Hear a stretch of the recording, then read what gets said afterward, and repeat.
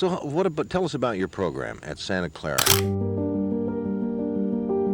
And it's just one of those deals where you get out of something what you put into it. And these kids put in a great amount of effort and have a great passion for the sport. And the almighty dollar always helps. I think the coach has a passion for it too. Oh, you bet. I've been doing this. This is my 13th year here at Santa Clara. I coached 4 years at Stanford. And I do. I wouldn't be doing it if I didn't love it out here. It's great. I love these kids. I think they're tremendous. Danny Caputo, being the cousin of Mark Paisano, posted these notices that they're going to try to form a crew. Remember your first practice or the first organized session with the team and what that was like? Well, when you say organized practice, what it was is getting up out of bed at dawn and going out to Moffett Field, not Moffett Field, what was the stadium area? They had a name for it, but we'd run around Buck Stadium, yeah. And we'd just run and do push-ups and all that stuff. And then we'd go into the gym and he had a rope and we had to learn and strengthen ourselves so that we could pull ourselves up about a 15-foot rope. And I was light and kind of wiry at the time, and so I did okay. And we had no equipment. I'd never seen a shell before. I'd never seen an actual race in person before. Well, Lexington was a strange place because as a reservoir, it didn't have a normal depth or elevation of water. It would rise up and down depending on the rainfall and so forth. So at times, you'd have to walk down a steep slope of the end of the reservoir where the dam was, maybe 30 or 40 yards in a fairly steep angle. And so we'd build a floating dock out there that would go up. So, but the boathouse, Danny Caputo Construction, was the mastermind and the force behind that.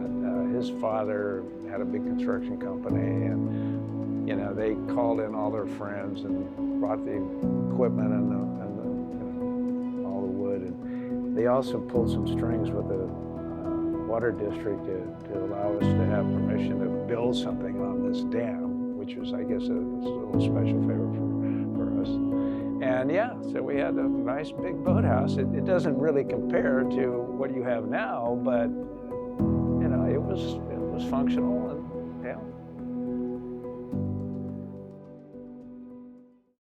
The barge, I believe, came from Stanford, as did our first shell, which was a shell that had called the Louis Lindsay. And it was a pocock shell, and it's the first time.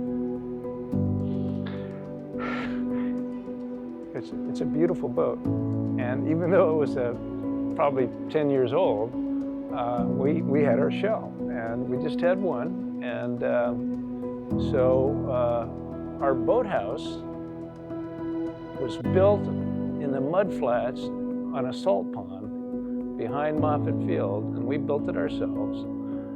And it was basically just some rafters on blocks that we set our shell on, and it had corrugated tin sides, 4 feet high, and then we had a corrugated tin roof that we'd take on and off and take our shell out. That was it.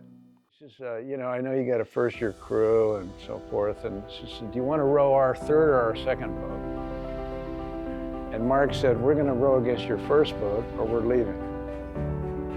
So we rowed against their first boat. And it's the Park Street Bridge, which is just a couple hundred yards above their boathouse as you're going south.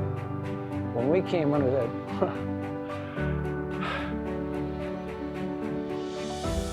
the crowd was cheering. We were 2 lengths ahead of Cal. They couldn't believe it.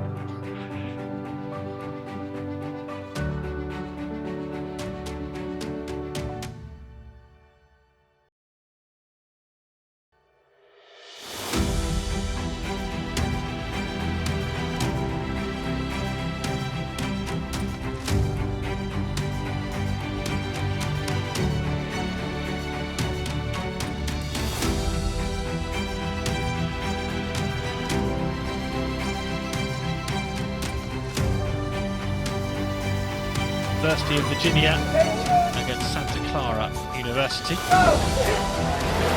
Off they go.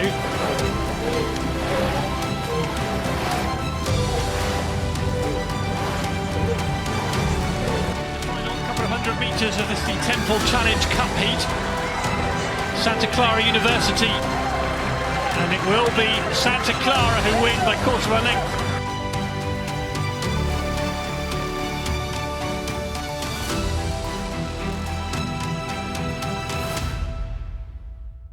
Moving at a tremendous clip and just flying. The feeling is just euphoric.